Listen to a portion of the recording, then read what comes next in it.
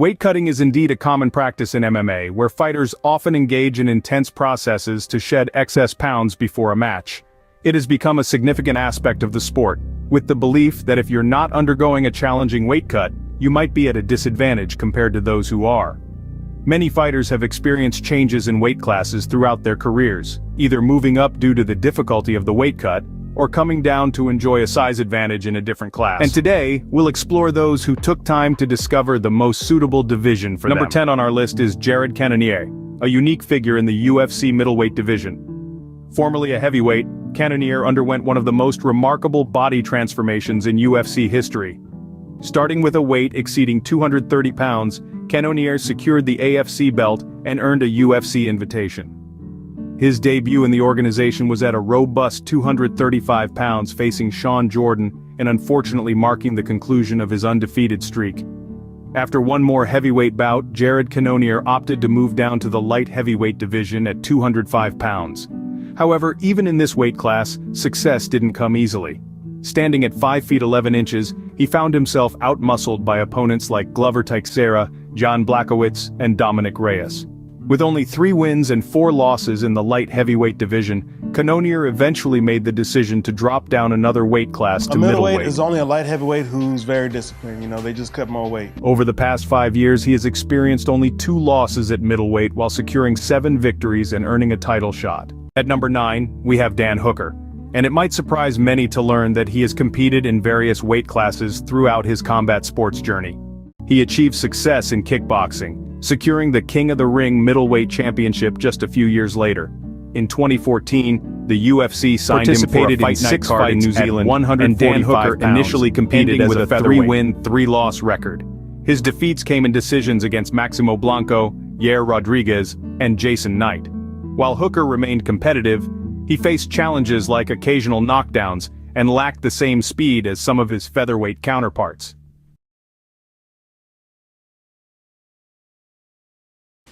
Moving up to the lightweight division proved to be a fantastic decision for Dan Hooker. He quickly secured 7 wins out of his next 8 fights, with his sole loss occurring in an incredible display of toughness against Edson Barboza. This success elevated him into the top 10 at 155 pounds, where he continues to compete against the best in the division. Even a recent return to featherweight against Arnold Allen emphasized that the lightweight division is undeniably the optimal place for Hooker. At number 8, we have Gilbert Burns. While he might appear slightly undersized for the welterweight division, there's no denying his considerable success in that weight class, although he didn't begin his UFC journey there. Gilbert first gained recognition in the combat sports world as a black belt. Although jiu-jitsu doesn't involve weight cutting to the extent of MMA, Gilbert had no trouble being a world champion at welterweight. Fast forward about 2 years, and Burns makes his UFC debut as a welterweight, winning and subsequently moving to lightweight, where he secured 2 more victories, maintaining an impressive 10-0 record as a UFC prospect.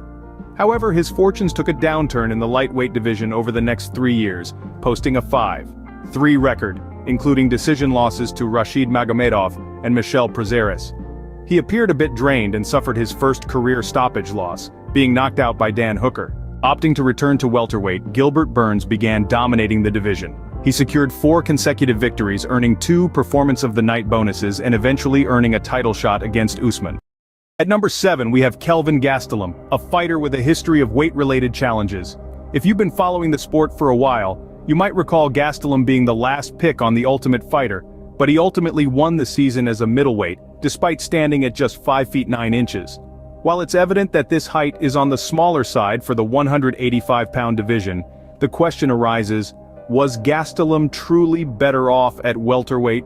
Consider this, following his success on The Ultimate Fighter, he promptly moved to welterweight. Initially, he achieved 4 consecutive wins, but these victories weren't against top-tier competition. Notably, the most prominent name he defeated was Jake Ellenberger, who was on a 2-fight losing streak at the time. It's worth mentioning that Gastelum missed weight for the fight just before facing Ellenberger. Moreover, when given the opportunity against a top 5 welterweight in Tyron Woodley, Gastelum missed weight once again. This trend reflected in Gastelum's performance. After moving up to middleweight, he secured a victory by TKO. However, he then returned to welterweight to face Neil Magny and experienced a loss. While he rebounded with a win against Johnny Hendricks, It's noteworthy that Gastelum missed weight for that bout.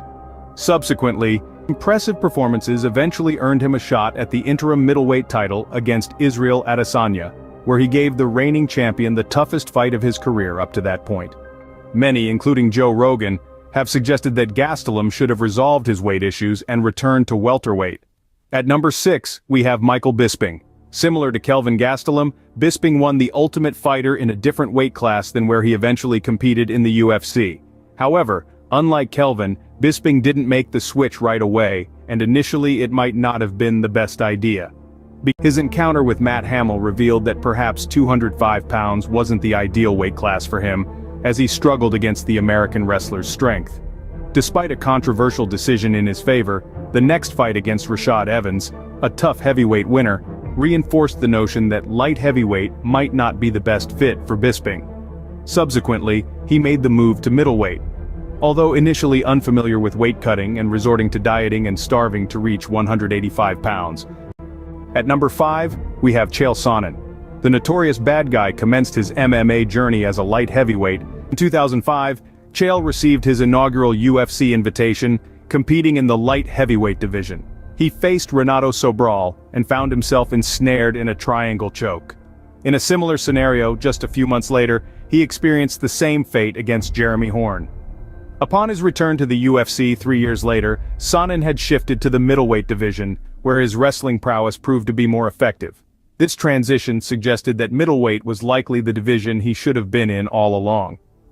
At number 4, we have John Lineker. While Roberto Duran originally earned the nickname Hands of Stone in boxing, the title found a fitting successor in Brazilian MMA fighter John Lineker, and no one seemed to mind. Lineker made his UFC debut in the flyweight division but immediately missed weight, coming in at 127 pounds.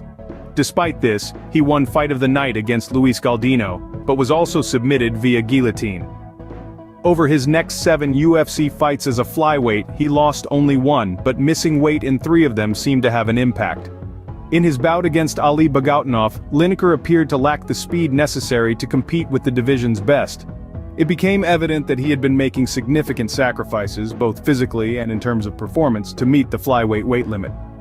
The third spot is Sean Strickland. Before becoming the UFC middleweight champion, Strickland showcased immense promise. He even secured and defended the King of the Cage 185 title 4 times. Upon receiving the call to join the UFC, he won his first 2 fights at middleweight, including a bout against the 6'3" Englishman Luke Barnett. He faced 2 more losses in the UFC at welterweight, concluding with a 5-3 record in the division, a commendable performance but not the consistency typically associated with earning a UFC title shot. After a hiatus due to a motorcycle crash, Strickland made a comeback, this time at middleweight. He added muscle mass and appeared significantly stronger than he did at 170 pounds. Following his return to the middleweight division, Sean Strickland embarked on an impressive 5-fight win streak, showcasing his physical prowess by dominating opponents like Uriah Hall and Krzysztof Jotko.